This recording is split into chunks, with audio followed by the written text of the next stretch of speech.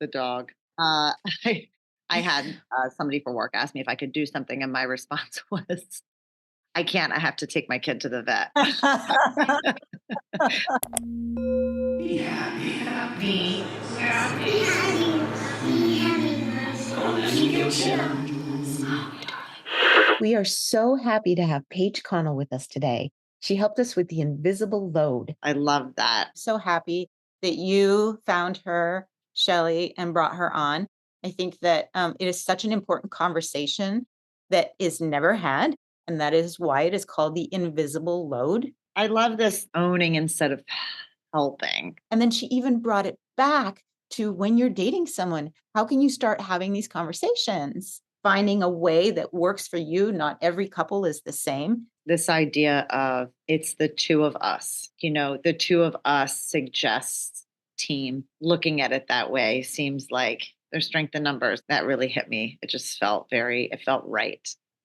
She's Mhm. beautiful, so well spoken, and so clear, which is so helpful in understanding her messaging. And I'm really excited about listening to this. To all of you listeners out there, this is an absolute listen to anyone out there. And those of you out there who don't even have children, who are considering having children, who are maybe dating someone for the first time, these are really, really important conversations to have. And again, yes, she's so clear. I loved this conversation. CMU in the house with Paige. Mhm. So, talk to us about what it is that you feel that you would like to see big picture from partners in terms of what moms and women traditionally are expected to carry.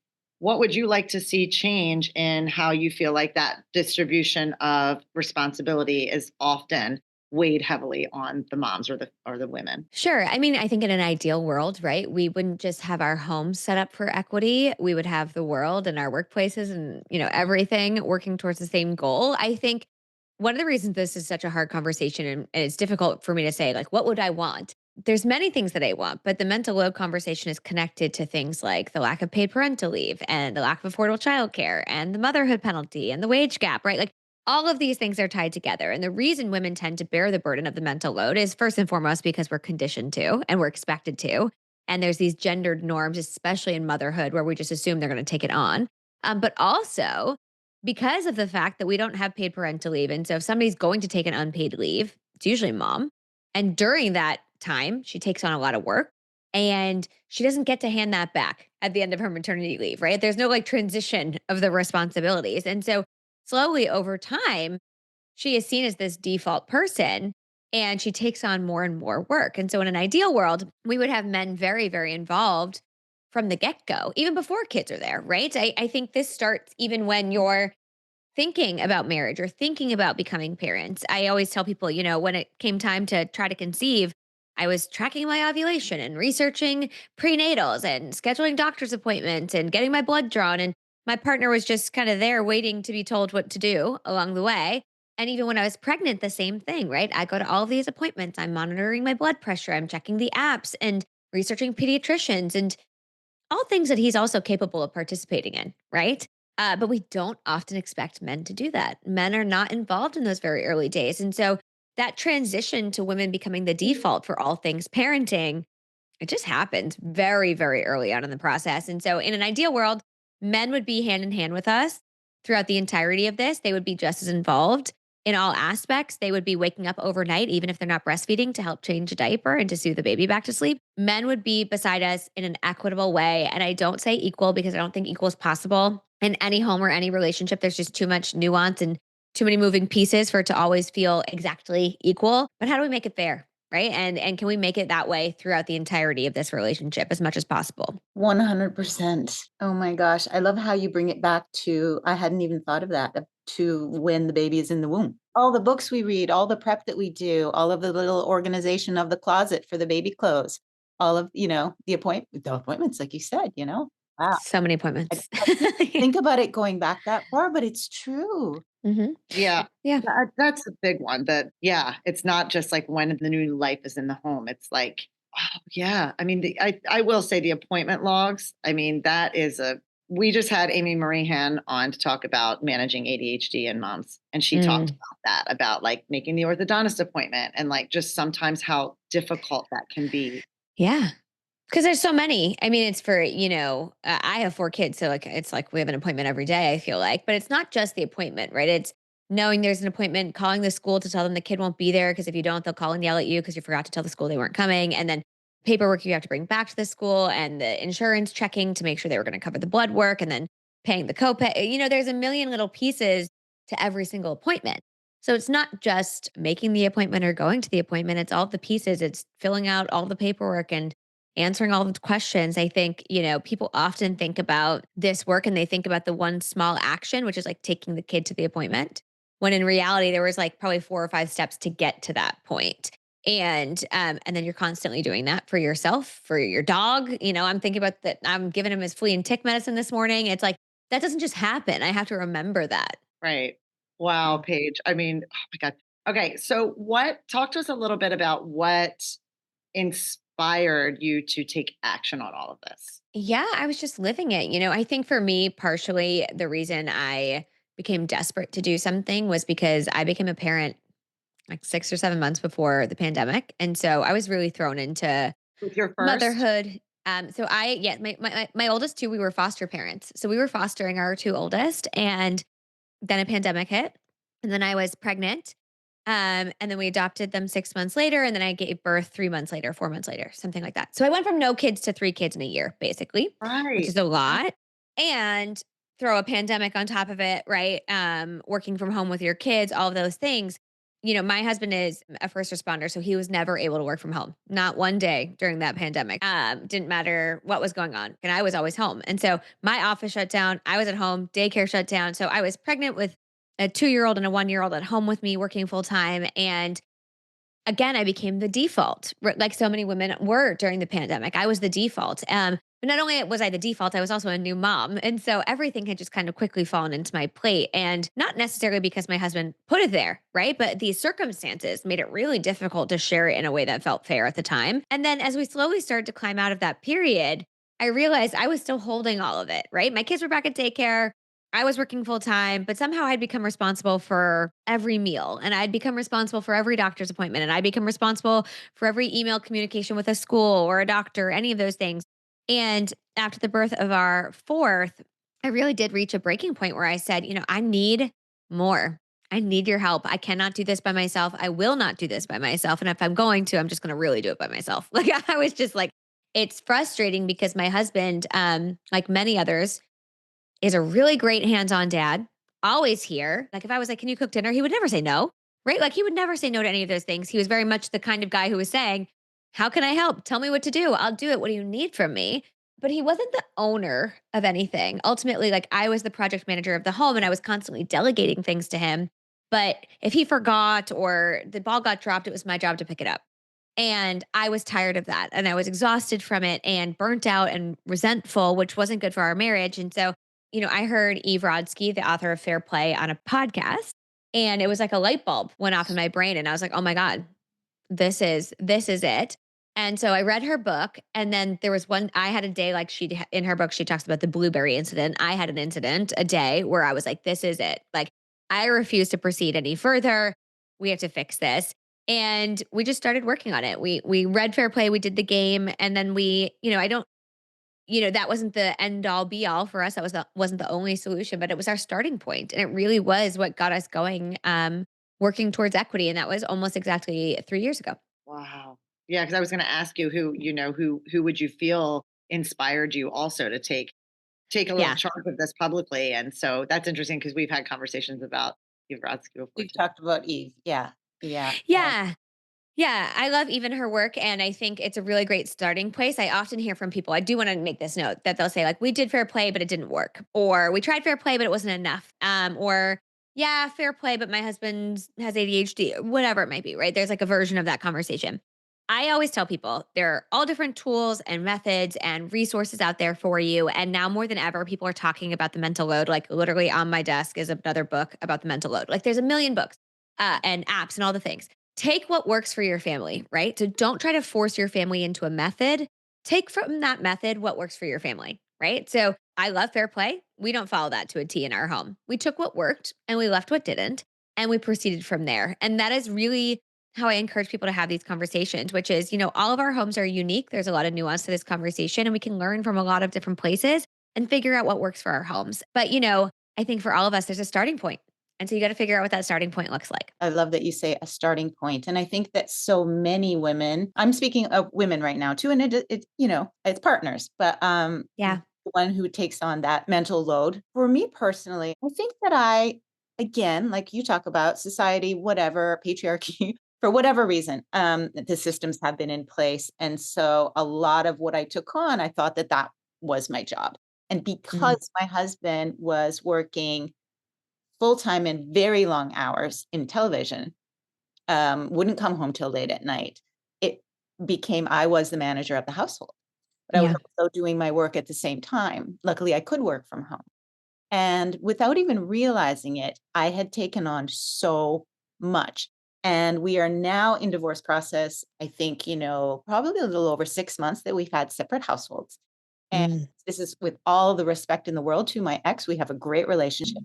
But I found it so interesting when, we were having these conversations about custody, and even our mediator would say, okay, so we need to onboard him. It's like an onboarding process. And I loved that word onboarding because when I started thinking about it's not just, let's say, 50% or 30% of just taking the children, it is everything on top of it. And then we started, God bless him, he's now like, wow, I didn't realize, Yeah. right? The Yeah. the appointments, the arranging of the play dates, the connection Mm. with the other parents so that you can make the play dates. Yeah. He's like, I'm actually not that close to a lot of these parents, and it's not his fault. A lot of it was I just took it on. And this whole like revelation has been one for us that is just incredible. This is why I'm so happy you're here. Help other couples get to a place where they can have these discussions before it's too late. Yeah. I guess you said like it's a starting point. Have the conversation. Okay. First and foremost, I agree. I think the sooner we can have these conversations, the better. I think you don't have to have kids. You don't have to be married. You can be dating. You don't even have to live together to have these conversations. I think about stuff. A young girl reached out to me. She was 23, 24, I don't know, in a serious relationship. And she said, I'm worried about this stuff. And I said, I get it. I'd be worried too. Because I married a guy I'd been with since I was 16. I thought I knew, right? I thought I knew what he was like. And I thought I knew what it was going to be. And the data actually shows that even couples that are egalitarian before kids tilt to mom after kids. Even if they were earning the same and they were in this household that really believed in a fair share, when kids come along, these gender norms just are so strong. And it's just even in the way the systems work, right? When I gave birth, I remember everybody was like, Mom, did the baby poop? And I'm like, Dad's holding her. Why aren't we asking dad? Like, I'm over here recovering from a C section. Can somebody else answer the question? Like, the assumption is like mom knows. And I Right. did. I knew, but there was no inclusion of him in that conversation.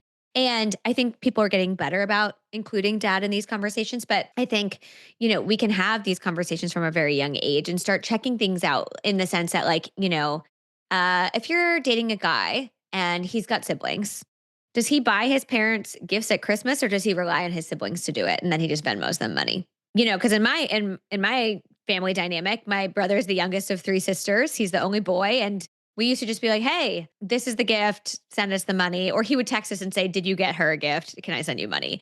And the assumption was that we were doing that work, carrying that mental load for him.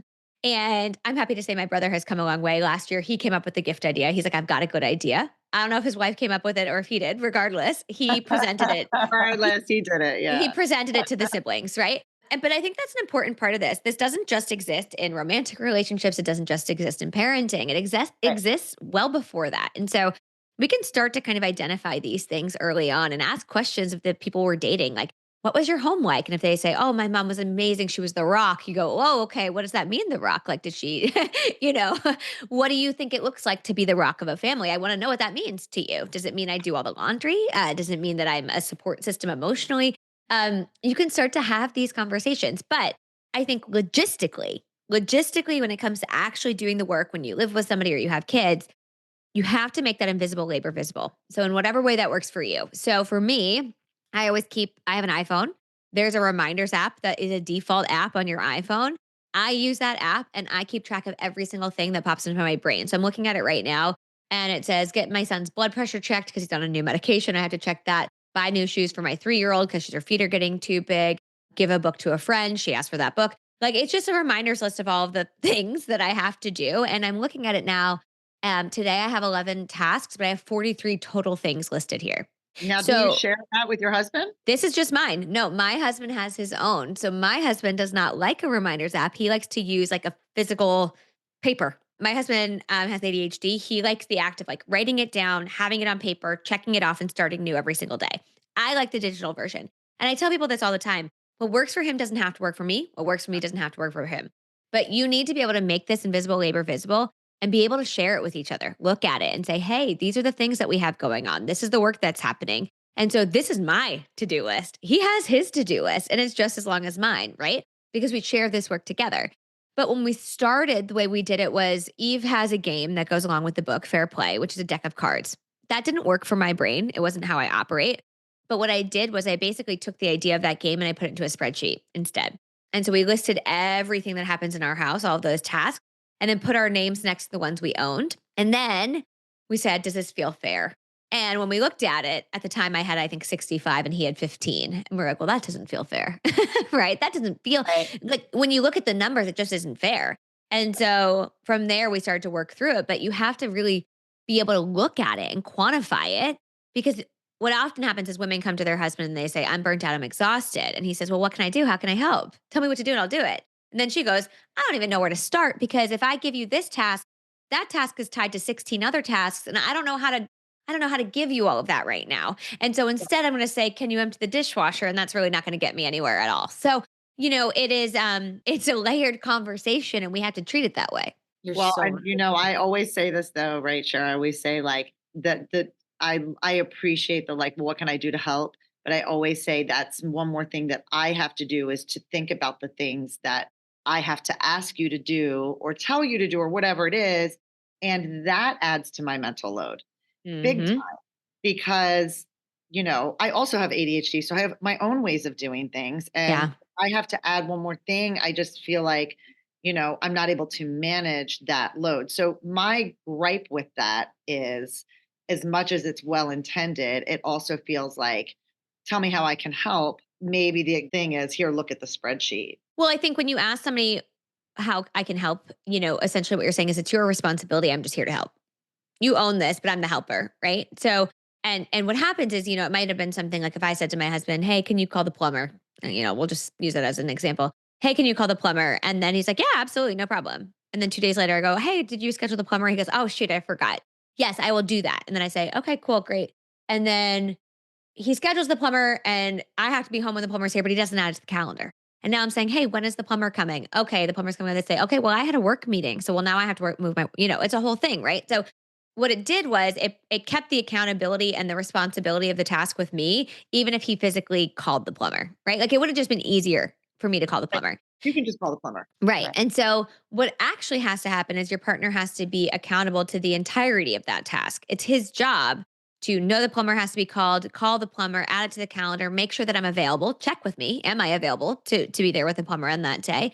And really see that whole task through. Dinner is a good example. One of the first things my husband said he would do is dinner. He's like, I don't mind cooking. And it's so funny because he's eating his words now. I don't mind cooking dinner. I love cooking dinner. Easy. I said, great, you cook dinner. But every single day he would come to me and he would say, what should I make?